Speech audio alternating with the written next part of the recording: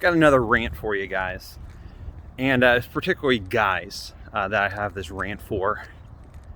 Is I'm tired of guys that want to take the easy way out, that don't want to rise to the challenge of responsibility, and then try to find ways to justify that weakness. And in particular, I think of the rule of that men in particular, the responsibility that falls on us to be leaders of our homes, and then also to be leaders of the church.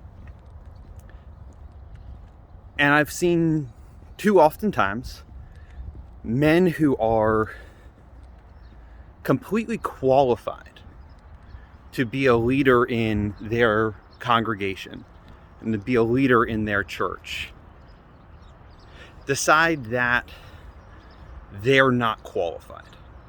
Now, to give a qualifying statement, some of that's true. It needs to be on both ends. You need to have this gifting, you need to have that, and then you also need to have the desire to rise to that challenge. But I'm not talking about that. I'm talking about the men who are already doing the work that's required of them, but they're shunning the responsibility of taking the basically the vows that say, no, I'm going to be an elder in my church for life, and I'm not going to shirk away from that responsibility.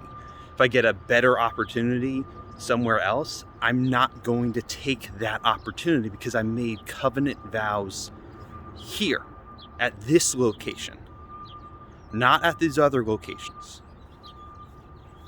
And so that's one of the things that's bugged me for years, is men who either don't take on the responsibility or they decide that they could do better somewhere else.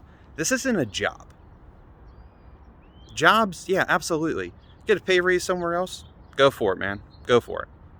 Yeah, maybe better benefits at another place. Yeah, go for it, man. Who cares? I'm talking about leadership in the church. A particular congregation gave you a call and said, we believe you are a good leader and you can lead our church. And then you decide unilaterally that they're wrong and your gifts would be better served somewhere else. I've seen this for years. Men who, and then there's the other end of the spectrum, men who believe they're qualified, and the church decides not to extend an offer to them. And then they run away, tails between their legs, going, oh, they decided I wasn't good enough. It's like, well, if you're good enough, you would have just continued to do the work anyway. Because that's how you know you're qualified, is you do the work first, then people recognize your talent, and then they offer you the responsibility. That's really what it is at the end of the day. This is a responsibility.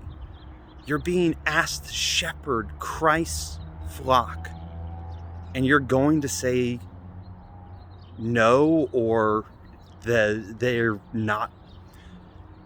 This particular congregation isn't worthy of me sacrificing for them. I don't know. So like I said, this is just a rant. So it's kind of the words aren't exactly there, but this is how I felt for years, decades, honestly, as I've seen people come and go throughout my own congregation and other congregations that I've had the privilege of watching over the last 30 years. It's just men who either seek themselves and want the glory of the role, and then the other men who are they're very pious when they go, well, I don't know if I'm qualified for it. It's like, dude, if you weren't qualified for it, no one would be asking you to do it. Unless you have some rampant hidden sin in your life, you're qualified if all the other elders are coming together and saying, we want you. We want you. So why are you running away from responsibility? I miss men who would, how to say it? I miss men who, when given two options of doing something the easy way and doing something the hard way, purposely choose to do it the hard way. Now, some of that's, pride. Oh, I just want to do it the hard way because, I can. But a lot of times the hard way teaches you discipline. It stretches your muscle. It makes you have to adapt and come up with better ways how to do things. And a little example, just the other night, we were at dinner with some friends, and this one of the ladies was talking about how her son is an engineer, an aerospace engineer, and she mentions how when he was first going to school, he wanted to be I forget what type of electrical or chemical engineer, but he decided to become an aerospace engineer because it was harder. That caught my attention right there. Because it was harder.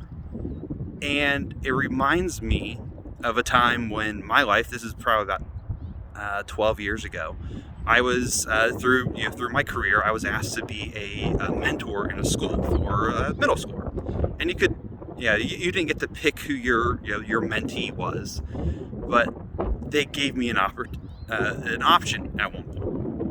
Principal had called me and said, hey, I've got these two kids, both boys, and they have, one has great grades, one has this, one has that. And so the other one, he doesn't have a father, he doesn't have this, he has some learning disabilities. Which one do you want? And I thought about it for a second. Inside of me, I was like, I know which one the flesh wants to go with. I want to go with the straight A student. I want to go with the easy one. And so I told the principal, I said, I'll go with the other one. I'll go with the kid with the with the learning disabilities. And she goes, a man who likes a challenge. I love it. I love it. And that's not to pat myself on the back. That's just an anecdotal example. But I want men who are more likely to do the hard task, who want the challenge, because that's where you find out what you're worth. It's not the good times, it's the bad times. And that's the type of men that I want to be around. And as my son, who's on his way, starts to grow up, those are the men I'm going to get him around. And I'm going to make sure that when he starts to date and finds a woman, I'm going to make sure that he looks at their fathers and that those are the types of men that he wants to be around.